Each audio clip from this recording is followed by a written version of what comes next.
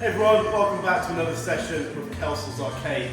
In this video we're going to talk about repairing an Attack from Mars or any Arcade1up pinball that has a bad PCB. As you can see here, you've got the blue screen of death when you try and power the system on. It probably means, as long as you've checked all the connections, it probably means the PCB is bad. Let's have a look at a couple of options for repairing it. Well, that's great. That's just fucking great, man. Now what the fuck are we supposed to do? Okay, so first thing you're going to want to do, if you suspect you've got a bad PCB, you can see blue screen's gone off there now, but turn it on, let it power up and video what's happening with the system. Then send that video into Arcade1up, set the serial number down off the back, send them the original proof of purchase, and if you've checked all the connections, if they can verify that the PCB is bad, what they're going to do is send you a brand new replacement PCB. Now, I had thought that might take a while, so in the meantime, I thought I'd also order the Intec Gaming Deck for Arcade1up pinball. This came in a couple of days. The PCB from Arcade1up also came in a couple of days, so excellent service. Bearing in mind I've had this well over 12 months, and therefore out of its warranty, Arcade1up still replaced the PCB. So thumbs up, Arcade1up, keep up with the customer service, you're doing an excellent job. So I've got two options now. Easiest option would be just to put in this PCB, and I do like turning on arcade machines and just getting straight into a game without having to mess about, plugging things in, scrolling through menus. I like to get straight to the action, so I may well put the PCB, original PCB back in at some point. To set that aside for now, in this video we're going to check out the Intec Gaming Deck for the Arcade1up pinball. So let's start off by doing a quick unboxing, show you what's in the box, and then we'll pop it in and see what it plays like. So you may have seen previous videos, we did the Intec Gaming Deck with a Final Fight cabinet, absolutely loved that. The product itself is not great quality, but it's cheap and it works. Hopefully this will be the same. So first thing in the box is a replacement front panel. Looks like this is ever so slightly narrower on the front, probably to do with the size of the replacement deck. Just set that here for a second. The deck itself, nicely packaged, no damage in transit. You can see it's just a plain black. If I do decide to keep this in the system, I would probably recommend someone like Tyler at Arcade Graphics, get yourself a new decal for this, as I've done with the pins there with the blank panel. Let's have a look at this. You've got a connection here, mini USB type port, not too much on there, just a couple of connections. Similar buttons you've got for connecting up to the switch once it's all powered in. Pop that over here. What else is in the box? Looks like we've got some cables and stuff there. Instruction manual. I'm going to pause the video in a minute and I'll read that before I start messing around.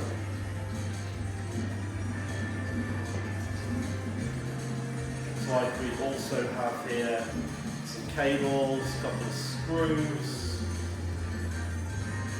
But this is just a little shelf for your switch docking station to sit on its back.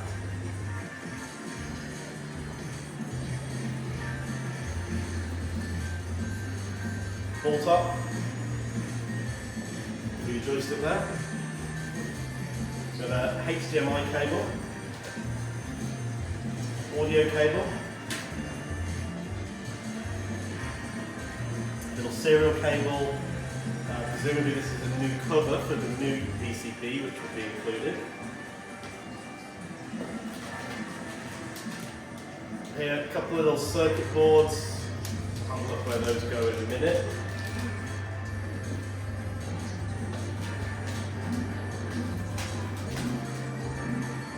And finally, got a little PCB. So, fairly simple setup. I'm going to have a quick look at the instructions and then I'll take you through the install process. Okay, so I've had a read through the instructions. There's nothing in here that's overly complicated, similar to what you have to do to replace the PCB anyway. A little bit more work. You've got to take off the back, put the new HDMI cables in from the mini display, take off the front panels, open it up, disconnect all of the buttons, reconnect them to the new PCB, and of course connect it with the switch and connect it to the panel. In the interest of saving time in this video, I'm going to save you watching me do all that. I'm going to go away and do that. Once I've got it up and working, I'm then going to show you what the gameplay is like, and we'll talk about whether we're going to leave it in or whether we're going to put the original PCB back in. But if you do buy this, you do get instructions, so probably don't really need to see that in the video. If you do, some of the other YouTubers like Arcade1up, I believe, do have tutorials taking you through step by step. So go ahead and get this all put in. I'll see you back in a minute. Alright, so I said I'd be back when I'd finished. I'm nowhere near finished. I just wanted to show you what I'd done so far and just give you a sense for how involved this is in case you're thinking of doing this. Now, first of all the buttons were disconnected from the front here and reconnected to this new panel that they give you. We then replace this panel here, and all the solenoids and power for those all get reconnected to that new panel. And then you have to take out the PCB and replace with a new PCB. Now, there's just so many cables here and so much could go wrong. I'm actually going to say, if you've got a working pinball, don't mess around with the Intec Deck. In my case, it was already broken. There was a bit of work to replace the PCB anyway. So we're going ahead and we're going to see if we want to keep it like this. But I just wanted to show you how involved this is. Lots of cables, lots of things that could go wrong, be put in the wrong place, be put in the wrong way. You really got to take your time when you do this. Read the instructions, which aren't good. They're kind of in pidgin English. But read them, look at the pictures, you need really good eyesight, they're very small. Follow it carefully and cross your fingers. But we'll be back in a bit and see if this all powers up. I'll be highly surprised if I do this right first time. So the PCB is off now, all these cables are going to go into the new one, but I just wanted to quickly show you here. On the left you've got the original broken Attack from Mars PCB. We've got a brand new one of those if we want to switch back. And on the right is the new HDMI board that's going to be replacing it. There's a warning here, make sure you get these cables in the right way. Most of the cables only go into one hole, so it's not too difficult to put them in to the right hole, but you've got to make sure you put them in the right way, as shown here. Oh, and by the way, this kind of expansion room for my arcade is a freaking mess right now, so if you're going to do this, it does take a while. Set aside some time. There's shit everywhere right now. Alright, so I think I'm almost done. I've got the new PCB in, I've got the two HDMI cables connected to it. HDMI cable for the Switch isn't connected yet, but I'll do that in a minute. There's also the audio jack isn't connected. All of these gubbins in here are connected. The new serial cable goes to the control panel. I'm not going to put everything back in terms of putting all the screws in, fixing it to the monitor until I see if it works. Because like I said before, I'll be amazed if I've connected everything up first time on this. But let's bring the monitor down now, I'll plug the switch in, and we'll see what happens. Okay, so haven't fixed everything back together yet, but everything's wired up as best I think. The switch is plugged in at the side and powered on. See what happens when we flip the power switch. Well, I guess that's a good sign. I flicked the power and it came on. Wow, that's amazing. I'm really surprised that that worked. All right, let's see if we can get the deck to connect. Okay, so we've got this this control deck paired now. You can see it's connected to the switch. It's quite handy actually having that small screen with the right orientation at the back, because you can see and select through. I'm currently re-downloading Pinball FX. Go back home here, the home button works. Left and right, up and down, the joystick works, but I'm not able to get any of these other buttons to work.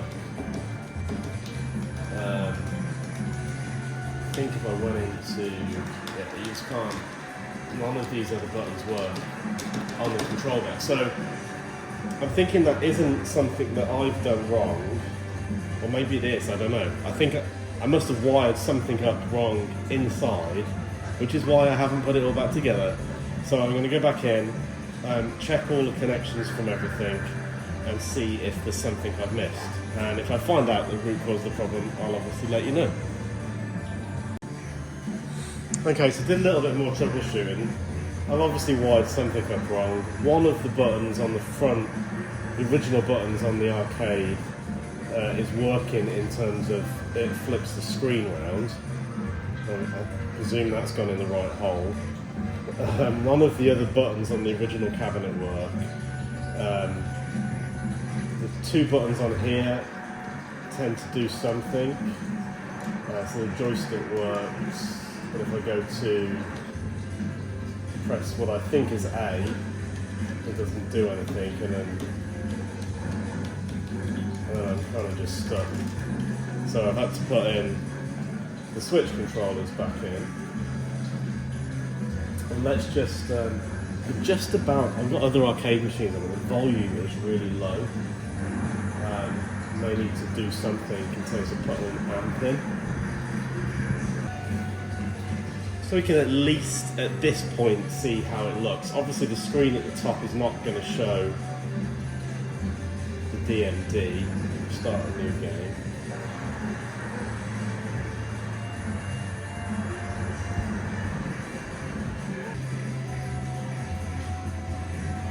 Obviously the screen quality is better. The Switch will obviously be outputting proper 1080p, which the screen can handle.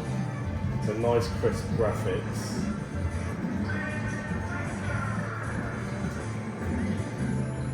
I don't like the fact that DMD, once you're in the game, doesn't show the actual DMD at the top of the screen, but I could probably get past that. I need to sort out what's wrong with the volume.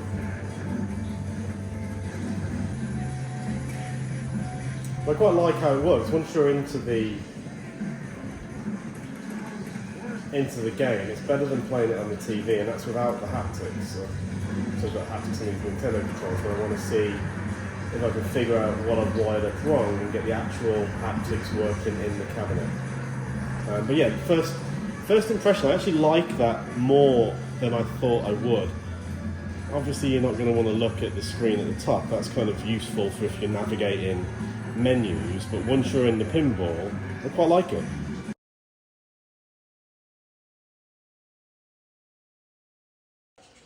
So I gave up troubleshooting last night, had some dinner and a bottle of wine, and got an early night. Back looking at this today to try and figure out, I kind of realised that 2 of the buttons were working and 4 were not. So that led me to think, well, let's open up the control panel and see if any of these connections are loose.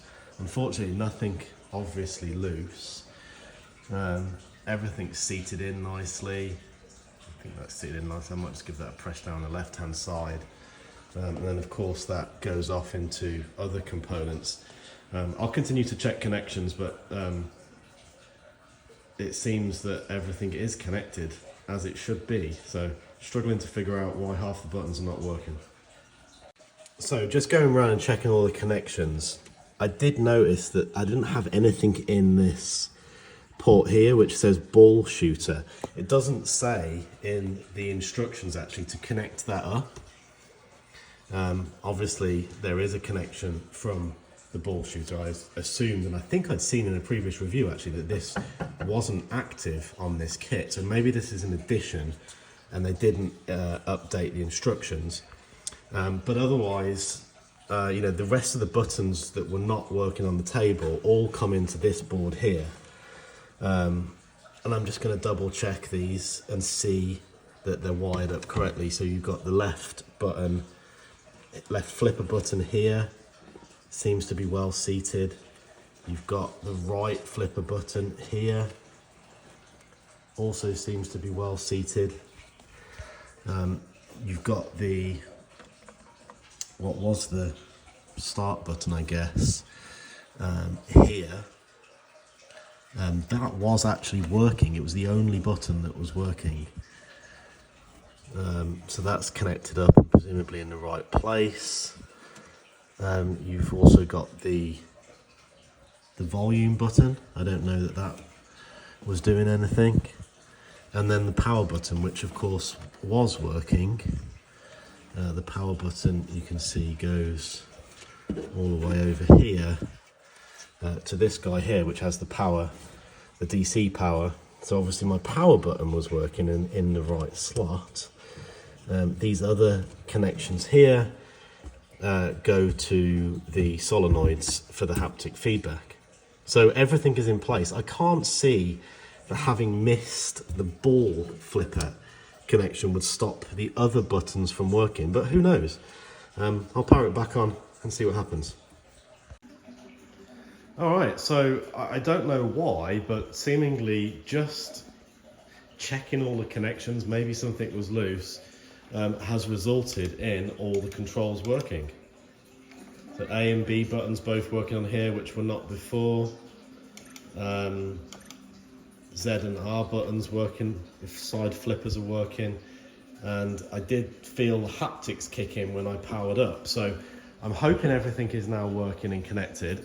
I'm now going to put everything back together, put all the screws in. Still not happy about the sound. It does seem a little bit louder for some reason, maybe because I've got the other arcades turned off. I'm going to get everything reconnected, and then we're going to get into some gameplay and check how everything works. All right, so we've got everything connected back together, all the different boards and protective covers all screwed back into place. The control deck here, as we said, just synchronizes as a control pad, so now we've got full control.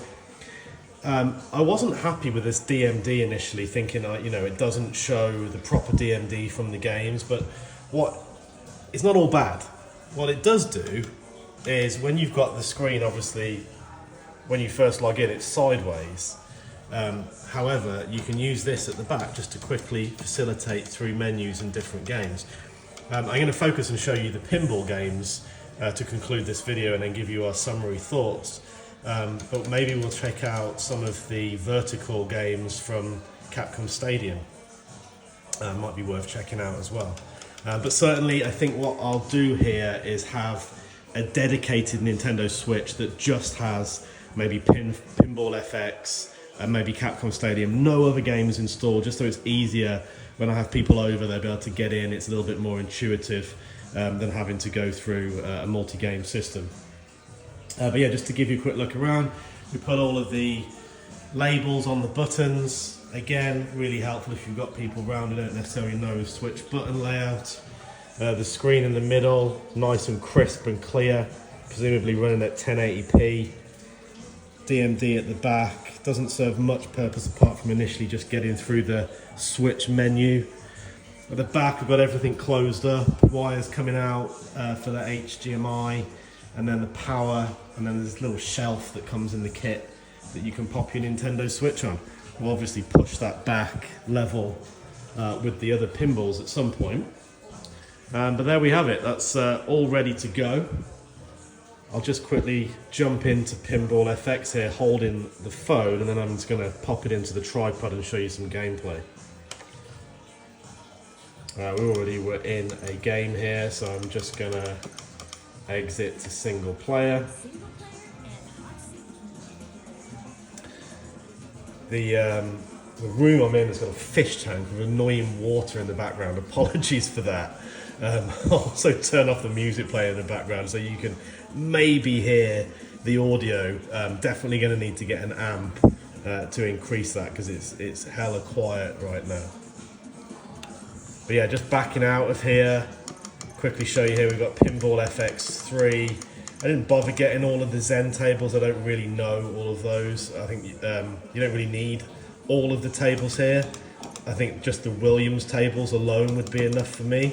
But super excited to be able to play Jurassic Park, Back to the Future, Jaws, E.T.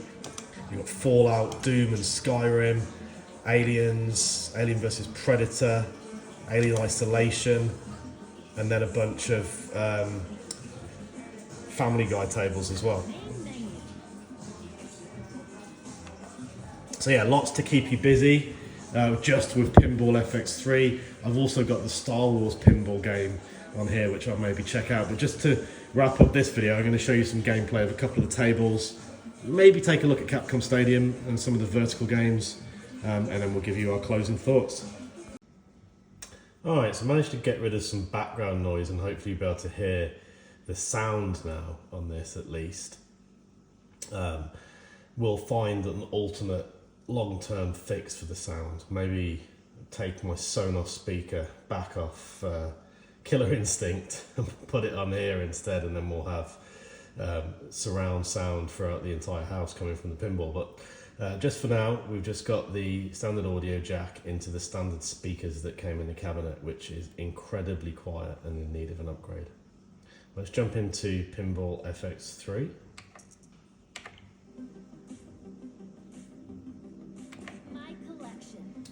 Alright, so let's just jump through here. I'm going to check out Back to the Future, because I like that. Single player and hot seat.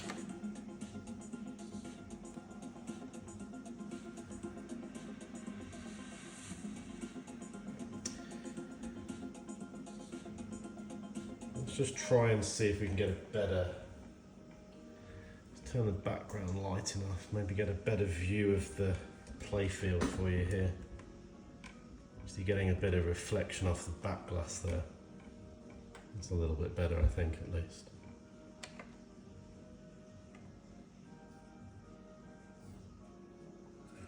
So we can use the plunger here to launch the ball.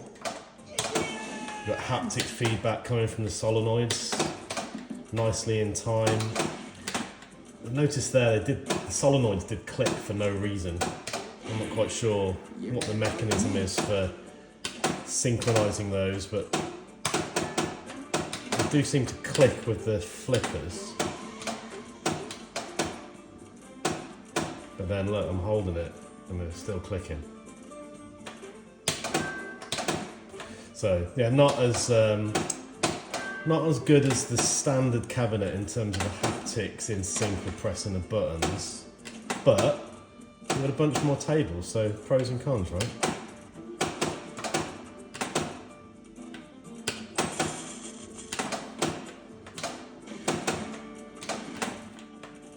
Shoot the breeze off a broad back at 500 yards, Cannon, and it's pointed straight into your head! Arnie, I give you explicit instructions not to come here, but to go directly back to 1985.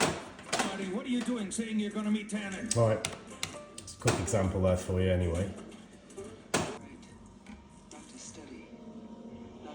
Screen resolution is absolutely fantastic. Probably can't see it as good on the video as in person, but it really is super crisp, super clear. Shows that the standard monitor that comes with these Arcade1ups is perfectly adequate.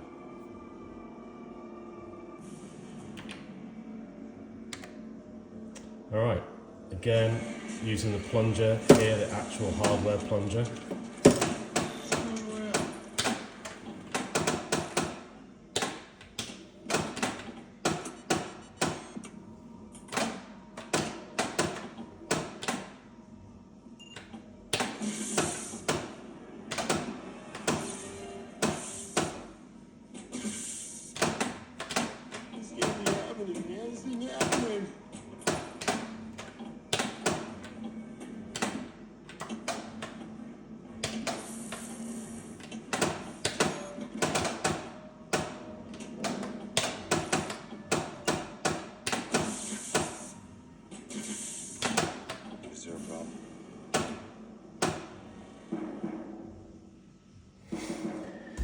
Just to show you actually, so the DMD at the back is just the screen sideways.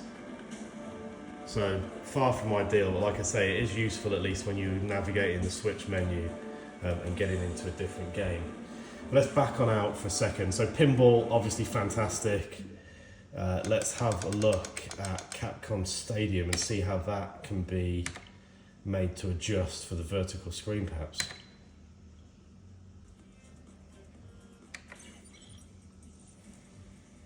So let's go for, say, 1941, just first vertical game that came in there. And let's go into display settings and see what we can do here.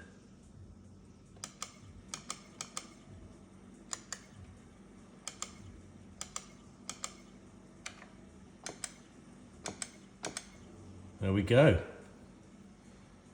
So we've got the display orientation set now for vertical. Apply changes. Start game. Just say R to insert coin.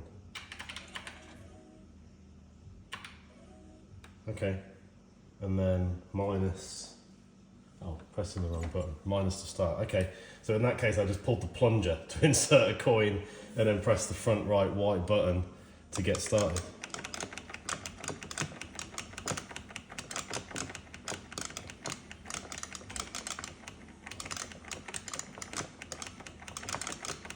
I guess this would be pretty cool if I could actually hear the sound. We'll get that fixed. But it's kind of cool to be able to play the Capcom Stadium games on here in the vertical mode as well. I know a lot of people with the app games, pinball, bought that joystick thing for the front so they could play copied ROMs on there. This is kind of similar, but it's a paid-for license at least. All right. Anyway, let's exit out of here, and I'll give you my final thoughts on whether you should get this kit, install it, or use the Arcade1up replacement PCB should you be faced with this same issue. Alright, so that was by no means a quick fix. As you can see, I've changed clothes. A day has passed since starting and completing the video. Started it last night, got fed up trying to troubleshoot. Having said that, it was kind of my mistake that it didn't work first time. I'd missed out a cable, little bit of troubleshooting, resetting the cables. I don't know if it was because I missed the cable altogether or if something else was loose, but went back through all of that today and it works perfectly well. It's great that all of the buttons on the original cabinet work, apart from the volume, as well as obviously the new buttons on the control deck that we've inserted. So really works well, syncs perfectly with the Switch, no issues. But the purpose of the video, if your Attack from Mars or other Arcade1up pinball happens to break and get that blue screen of death, should you invest $100 in the Intec Deck, or should you just get a replacement PCB from Arcade1up? The great news is you've got options. Arcade1up support and customer service is fantastic. Even out of warranty, they sent me a new PCB. That's not just me, I've seen loads of people on the various Facebook groups having had that same excellent customer service. I will keep the PCB in case I change my mind, but right now my conclusion is, given the Pinball FX3, the relative ease of the install compared to wiring it up with a PC or something, relative ease of install, Pinball FX3 on the Switch, you're losing the DMD display, but I think overall, the fact you're getting the extra games, it's well worth installing the Intec Deck instead of replacing that PCB. If my PCB hadn't broken, blown, or whatever word you want to use, would I have bought the Intec Deck? Probably not. I was quite happy with it as it was, but since I was going to have to tinker around anyway, Intec Deck is very cheap, why not give it a go? And I'll keep hold of that PCB. Should I sell this unit or change my mind in the future, I can always pop that back in. But overall, huge thumbs up. If you are faced with this situation, I definitely recommend, providing you're handy with a screwdriver and can follow instructions, I definitely recommend getting the Intec Deck. Thank you very much for watching. If you like this kind of thing, please like and subscribe, and we'll see you on the next one. Happy gaming!